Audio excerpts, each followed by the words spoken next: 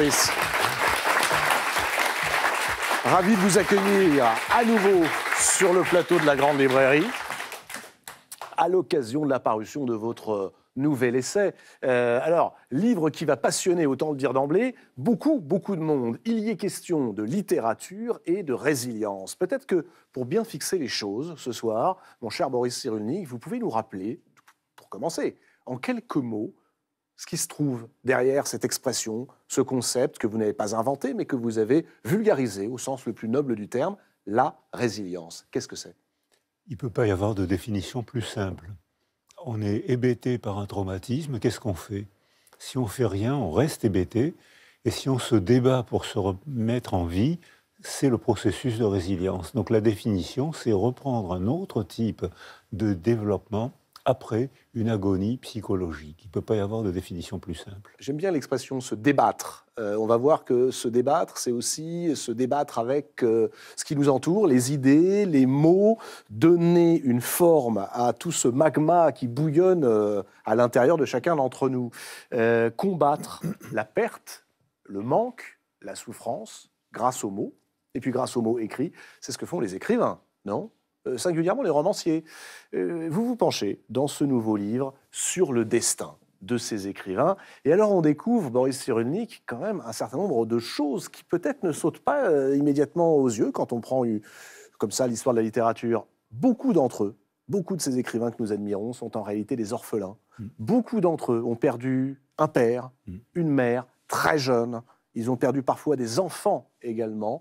Beaucoup d'entre eux ont mené des vies de voyous, de mythomanes. Tous, écrivez-vous, ont su transformer le réel en mythe. Mais attention, ça ne veut pas dire nécessairement en mensonge, en mythe. La nuit, j'écrirai des soleils. Le livre sort aujourd'hui en librairie aux éditions Odile Jacob. C'est un livre, disais-je, pour tous ceux qui aiment la littérature, car on y croise Romain Gary, Jean Genet, Jean-Paul Sartre, Balzac, Victor Hugo, Malraux, John le Carré et bien d'autres. Alors vous croisez leur vie, Boris Cyrulnik, avec votre expérience. Pas seulement l'expérience d'un neuropsychiatre très célèbre, celle d'un enfant juif abandonné à l'âge de 4 ans et dont personne n'a voulu croire l'invraisemblable histoire pendant des années. J'aimerais qu'on commence par là, si vous le voulez bien. Qui est Jean Laborde ? C'est le nom qui m'a protégé pendant la guerre, parce que si j'avais dit mon nom, je serais mort. Donc j'étais obligé de me cacher derrière un nom du Sud-Ouest. C'est grâce à ce nom que j'ai pu survivre. Mais ce nom me cachait, il ne me révélait pas. Vous n'avez pas dit d'ailleurs « c'est moi ». Alors Jean Laborde, ce n'est pas moi. C'est le nom qui m'empêche de mourir, mais ce n'est pas moi. Quand on choisit un pseudo, le mot qu'on choisit, le nom qu'on choisit, parle de nous, nous révèle. Mais là, ce nom, Jean Laborde, ne révélait rien de moi. Il m'empêchait de mourir. Merci Jean Laborde, mais ce n'était pas moi. Donc à la Libération, j'ai été pressé de reprendre mon nom. Peut-on dire que vous êtes un enfant sans famille ? Je l'ai été. Je me suis senti sans famille jusqu'à l'âge de 10 ans, où j'ai retrouvé une tante. Mais ma personnalité s'est fondée sur je suis un enfant sans famille. On disait même je suis un enfant poubelle. C'est-à-dire qu'il faut se débattre pour sortir de la poubelle, mais tout le monde ne se débat pas et tout le monde n'est pas aidé à sortir de la poubelle. C'est une métaphore qu'on entend encore aujourd'hui, mais c'était les enfants sans famille. Quand on a une famille, on a une structure affective autour de soi qui nous sécurise et qui nous donne suffisamment d'estime de soi pour oser se bagarrer avec la vie. Et quand on est sans famille, on n'a pas l'estime de soi, on ne sait pas qui on est. On n'est pas structuré par l'extérieur. Donc on ne sait pas, on ne peut que se rêver. Alors ou bien on ne se rêve pas et on reste dans la poubelle, ou bien on se rêve et dans ce cas-là, on devient écrivain pour sortir de la poubelle. On peut se rêver si tôt, car vous avez 4 ans, en 1942, lorsque vos parents sont arrêtés. Pas de nouvelles, évidemment. Vous avez également un oncle dont vous parlez, au hasard d'une note de bas de page, qui va intégrer le réseau Manouchian. Oui. Les FTP, main-d'œuvre étrangère. Oui. En 1944, le 10 janvier, que se passe-t-il exactement ? Ben, c'est le jour de ma naissance sociale, c'est-à-dire c'est le jour où j'ai été arrêté par la Gestapo française associée à l'armée allemande et Madame Farge, chez qui j'étais caché, le responsable, l'officier, je pense, de la Gestapo, lui a dit qu'il fallait absolument m'arrêter. Madame Farge lui a dit, mais si vous le laissez vivre, on ne lui dira pas qu'il est juif. C'est la première fois que j'entendais ce mot, Juif? juif. Vous ne saviez pas que vous étiez juif? Mais non, il y avait plus, ma famille était plus là pour me le dire. Mais tous les hommes de ma famille s'étaient déjà engagés dans l'armée française. Beaucoup de gens de ma famille étaient déjà dans les camps de Drancy ou peut-être même à Auschwitz.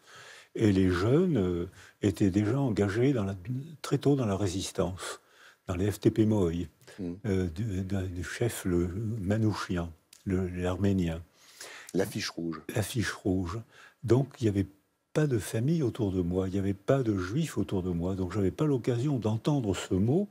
Quand je l'ai entendu pour la première fois, j'ai su que ce mot désignait la condamnation à mort. Mais en même temps, j'entendais, si vous le laissez vivre, on ne lui dira pas qu'il est juif. Donc il suffisait de se taire pour pouvoir vivre. On voit tout le poids du silence. Le silence comme protection, comme rempart, comme peut-être ce qui permet de survivre dans un monde hostile. C'est absolument incroyable que vous soyez devenu quelqu'un qui libère la parole. Vous auriez pu au contraire choisir de vous enfermer dans le silence. Alors, le silence communique beaucoup. Comment ça, le silence communique? Mais oui, même dans la musique. S'il n'y avait pas de silence dans la musique, il n'y aurait pas de musique. Donc le silence, quelqu'un qui parle et qui tout d'un coup se tait, le silence indique le lieu du crime ou le lieu de l'angoisse. Donc il y a une manière de parler, une rhétorique, une manière de parler qui indique la tragédie dont on ne veut pas parler. Et ça communique quelque chose à nos proches, à nos enfants, à nos amis. Qu'est-ce qui lui prend? Pourquoi est-ce qu'il ne parle jamais de ses origines? Pourquoi est-ce qu'il ne parle jamais d'où vient sa famille? Lui qui parle tout le temps de choses sérieuses ou anodines, quand on lui demande d'où il vient, il se tait. Je te dirai plus tard, mais plus tard, c'est toujours plus tard. Donc ça veut dire que le silence parle. Le silence est très évocateur, mais comme il désigne rien, qu'est-ce qui peut représenter le rien? Le gouffre, l'angoisse, le vertige du vide. Donc le silence communique beaucoup. Je reviens à cette journée du 10 janvier 1944. Vous avez 6 ans, c'est à la fois le jour de votre arrestation, c'est aussi le jour de votre évasion, rocambolesque. Vous l'avez raconté dans un livre précédent qui s'appelle « Je me souviens ». Quel souvenir, à l'âge de 6 ans, fixe-t-on précisément? Alors la mémoire traumatique est paradoxale, c'est-à-dire qu'elle est le centre qui met notre vie en jeu. Ce centre-là est hyper imprégné dans la mémoire de manière durable, comme une empreinte, qu'on photographie en neuroimagerie maintenant. Ah oui. On photographie la trace cérébrale provoquée par « je vais mourir ». Et qu'est-ce qu'on voit exactement? Qu'est-ce qui se passe dans notre cerveau quand on se dit « je suis démasqué, je vais mourir » ?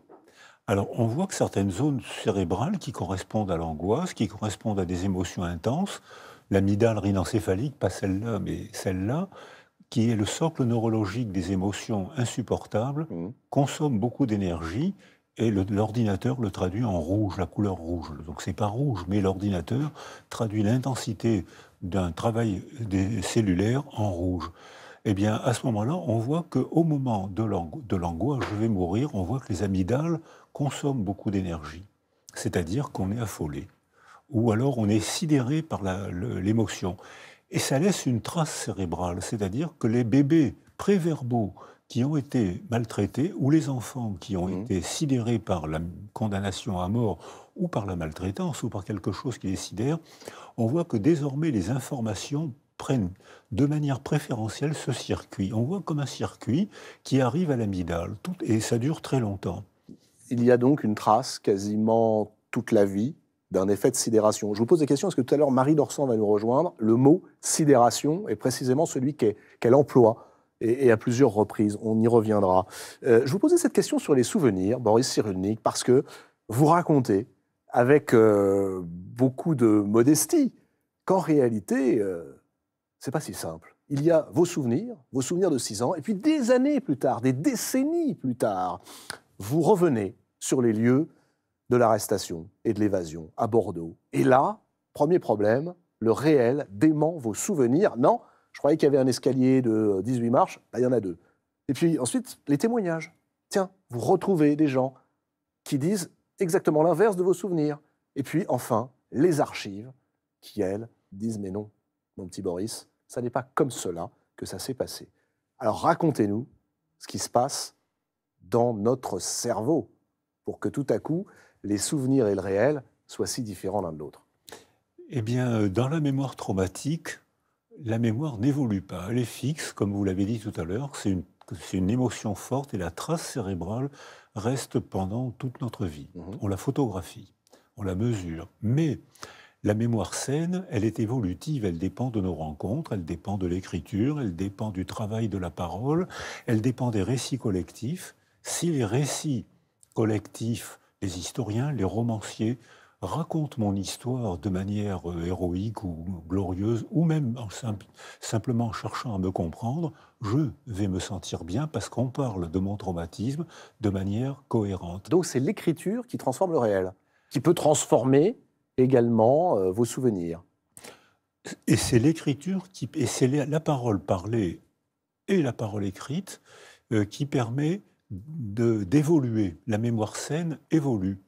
C'est-à-dire que c'est la trahison du réel qui nous permet d'accéder à la psychothérapie. Oui, mais ça s'appelle la résilience, là, tout simplement. On vient de faire un long détour, mais qui nous ramène à ce point de départ. Si je vous suis bien, la littérature, l'écriture, j'écris vos souvenirs, je transforme le réel, c'est une bienheureuse, bienveillante, bienfaisante trahison, écrivez-vous. C'est ça. C'est-à-dire que c'est ce qui permet la psychothérapie. Le fait, il est fait. Le fait, je ne le change pas. Les orphelins n'ont pas de parents, j'ai été agressé par un attentat, le fait est fait. On ne changera pas. La représentation du fait, elle, on va la changer, on a la possibilité de la changer. C'est ce qui explique aussi qu'on a la possibilité de s'en sortir, comme on dit, cette métaphore, sortir de la poubelle ou sortir du malheur. On a la possibilité de s'en sortir en remaniant, grâce aux mots parlés, si l'autre est une base de sécurité. Si l'autre est une base d'insécurité, si je lui parle, je vais être encore plus anxieux. Mais si l'autre est une base de sécurité, si je lui parle, il va me comprendre, elle va me comprendre, et je me sens mieux. Alors ça, c'est la psychothérapie, Boris Cyrulnik, mais et l'écriture? Parce que vous semblez établir une distinction entre le mot parlé, qui peut marcher ou pas, et le mot écrit. Ça, c'est tout à fait intéressant. Le mot écrit, c'est la littérature, c'est le roman, c'est la fiction, c'est la littérature de témoignage. Alors, le mot écrit donne une sensation de matérialité. On dit d'ailleurs dans le langage courant, la parole s'envole, les écrits restent. Et c'est vrai que dès le début de l'écriture, quand l'écriture a été inventée il y a 3000 ans, on va dire, en Irak aujourd'hui, c'est-à-dire dans l'Empire sumer, quand l'écriture a été inventée, on agissait sur l'argile, on avait la preuve que longtemps avant, on avait pensé, on avait échangé 2 chameaux contre un troupeau de chèvres. C'est écrit. On l'avait pensé longtemps avant. Donc la parole écrite agit sur la matière. Et on a une impression de vérité, une impression de certitude qui est parfois une illusion. Mais cette impression peut nous permettre de changer, non pas la réalité, mais la manière dont on se représente la réalité. Représenter la réalité et éventuellement la métamorphoser, c'est le principe actif de cette fameuse résilience. Quelles sont les conditions précises pour lesquelles l'écriture devient un facteur de résilience? Parce qu'on redevient maître de son monde. Même si on invente? Surtout si on invente. Alors c'est curieux ça, on se guérit en inventant. C'est un leurre qui nous guérit. Oui, alors je ne dirais pas guérir, puisqu'il ne s'agit pas de malades, il s'agit de gens blessés. On peut très bien avoir une fracture de jambe et être parfaitement sain. La jambe est blessée. On peut être blessé dans l'âme et on est pourtant parfaitement sain. Donc j'emploie pas le mot malade, ni le mot guérir, mais j'emploie le mot échapper à la prison du passé. Quand il y a eu un malheur, on peut échapper à la prison du passé parce que le mot écrit, c'est l'invention d'une réalité. Alors que dans le mot parlé, c'est une rencontre, c'est une interaction. même si vous vous taisez, vous participez à mon discours. Vous hochez la tête, vous souriez. Voilà, vous n'avez pas dit un mot, vous avez participé à mon discours, vous m'avez encouragé à continuer. Alors que dans le mot écrit, c'est pas ça du tout. Dans le mot écrit, je plonge dans mon passé, je vais chercher des images, des escaliers, je dévale en fuyant, en m'enfuyant, en m'évadant, je dévale les escaliers de la synagogue comme le cuirassé Potemkin, vous savez, le berceau. Le berceau, et puis quand on va... Donc je me sens bien, parce que je me souviens, c'est clair dans ma mémoire, je me suis évadé en courant dans les escaliers, analogue au cuirassé Potemkin, et j'étais ce berceau qui va se mourir. C'était ça. Sauf que dans la réalité, il n'y avait que 2 petites marches. Donc ça ne s'est pas passé comme ça. Ça ne s'est pas passé. Est-ce que ça fait de vous, pour autant, un affabulateur? Ça fait de moi quelqu'un qui est capable de remanier la représentation du passé. Donc j'ai un degré de liberté. Et ça fait de moi quelqu'un qui a une approche presque scientifique. C'est-à-dire qu'on... Scientifique? Mais oui. Pourquoi scientifique? Parce qu'on oppose la fiction, ils disent n'importe quoi, ils inventent, c'est pas vrai, et ils disent ce qu'ils veulent, et les scientifiques, eux, disent la vérité. Je pense que c'est pas ça du tout. Je pense qu'au départ, il y a une hypothèse. Le scientifique rêve, et si c'était comme ça? L'écrivain rêve, et si ça se passait comme ça? Puis ensuite, le scientifique va chercher une méthode scientifique, il va manipuler, il va intervenir, il va introduire une variable. Et que fait l'écrivain? Il va chercher des documents, il va vérifier, il va composer une autre réalité où il se fera bon vivre, alors que le scientifique va composer une autre réalité où il découvre un autre segment de réel. Donc les deux, finalement, sont beaucoup plus proches qu'on croit. Les scientifiques sont des poètes autant que les romanciers. Et il y a une vérité poétique du monde. Alors justement, allons-y. Ce détour par votre autobiographie permet de poser un certain nombre de choses qui autorisent maintenant la lecture des biographies d'écrivains. Tiens, si on se penche